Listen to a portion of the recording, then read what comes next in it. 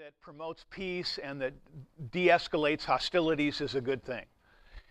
If the people in the Gaza Strip were still working in Israel, exporting to Israel, and Israelis were buying stuff from Gaza Strip, then when Hamas says, okay, we're going to launch 2,000 rockets and just blow people up just to show them, you know, that we're upset or whatever, people in Gaza would have said, you're going to do what?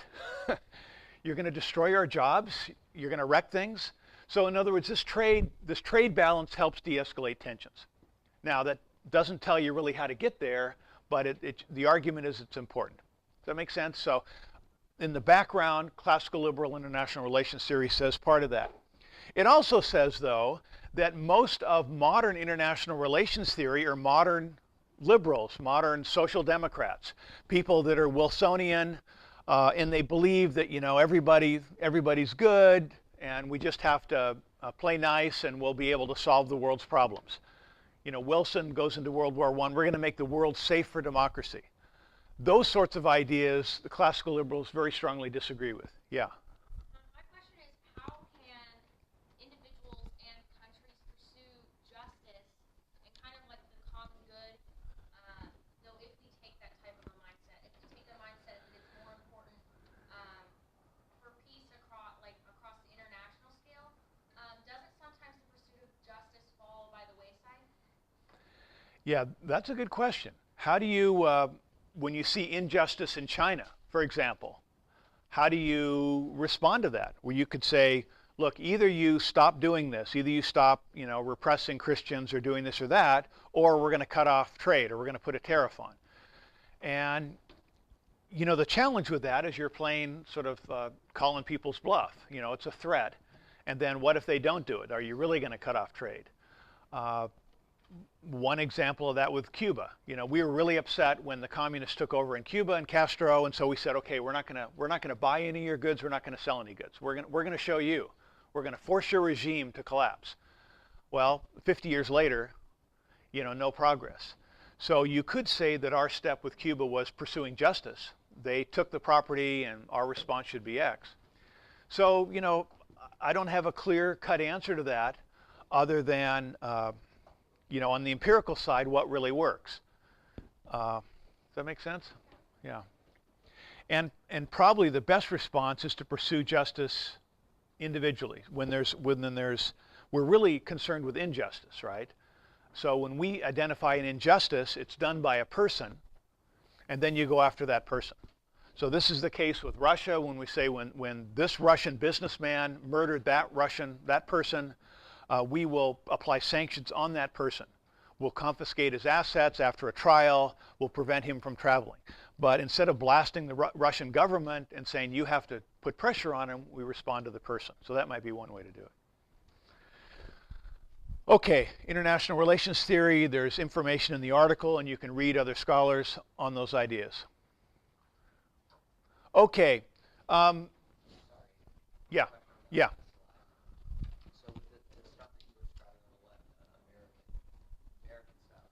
Yeah, now this is just a quote from the second paragraph in here, yeah. Oh, okay, so whatever's on the side is equity. Yeah. So, I guess my question was, how does American style liberalism differ from classical? So, the liberals were opposed to the conservatives, and the conservatives were the aristocrats. The conservatives believed in the old order, that is, with kings and princes and a society of status through Europe, that, you know, you were what your parents were. The liberals, the classical liberals from Adam Smith on and others, and there's, you know, much more to the story, but believed in progress, in free international trade, free movement of people, free investment, and they were opposed to the old conservative views. So the classical liberals were always in favor of less government, less regulation, more freedom. In America, the democratic socialists took over the name liberal. They said, all these great things liberalism has done, let's do more. Let's provide people free housing, free food, one thing and another. And so socialist ideas in America are called liberal. Everywhere else around the world, when you say you're a liberal, liberal means free trade, free markets, less regulation. In Australia, in Europe, the conservatives aren't the good guys in Europe, it's generally the liberals. So here we talk about modern liberalism, which is the social democrat, Democratic Party, Ted Kennedy types versus classical liberals, Thomas Jefferson, the founders, and others. Yeah. The Liberal Democrat Party in Great Britain, is that conservative? Good question, and I don't remember. Yeah, you'd have to look at their policies. Generally, the liberals were Gladstone and the people calling for progress. And again, you have the same battle there where people try and take the mantle of liberalism and less government and say, we need to stop the big corporations. Now we need to, do more than the past. So there's a battle for words. This is the nature of things. You have this great word everyone likes, everyone battles for it. So, the core issue is what's the role of government in a free society? Which things should government do? Well, national defense, we agree on that. Okay, but does national defense include, invading Iraq and trying to rebuild the Iraqi country or rebuild Afghanistan? How far does national defense go when you look at what's the role of government? I have a whole bunch of books up here, and I don't know how many books you're going to read on this topic. I don't know how interested you are in economics, but, The Wealth of Nations, it's a huge book. The Rise of the Western Worlds, the book I started with. Douglas North was my professor. He won the Nobel Prize, and this is sort of describing why the West took off, which is sort of the mystery of development. Remember, if you go back to 1000 AD or 1500 AD, the Middle East in 1000 AD is more prosperous than Western Europe. If you go back to 1500, China and India are more technologically advanced, more prosperous, higher productivity than Western Europe. So how did Western Europe take off and become so wealthy, become this imperial power that could go around the world? Well, that discussion, I would argue, has to do with economics. There's a bunch of great books. Why Nations Fail, Acemoglu's with MIT, I believe. That's a more recent book. It's terrific. Rodney Stark is unusual because he's a Christian and he writes from a Christian perspective. His book, Victory of Reason and How the West Won, are both books showing the role of Christianity in the rise of Western Europe. Victory of Reason especially is a nice short overview of Western economic development. But so I'm just put those up there, and we can send the information if you want to read these things later. Okay.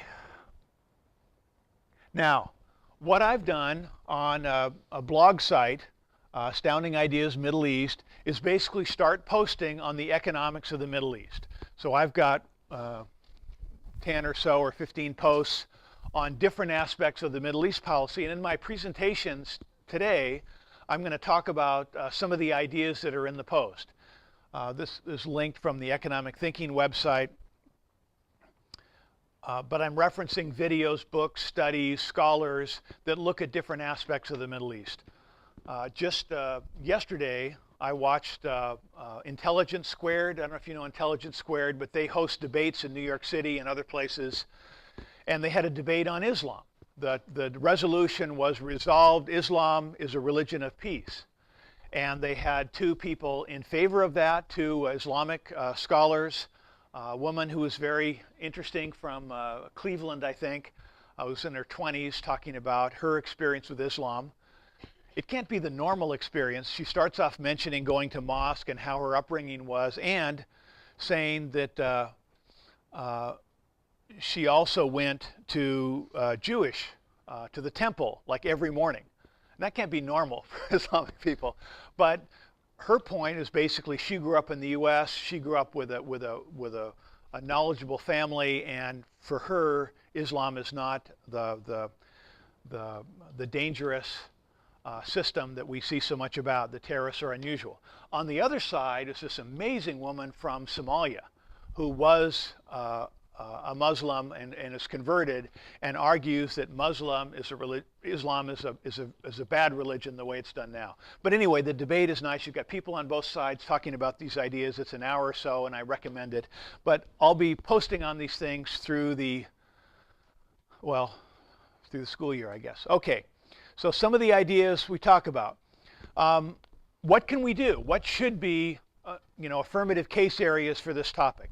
Of course, there's a ton of stuff, But the core issue that I'm going to recommend, current U.S. policy toward the Middle East, is to promote democracy. You know, people voting.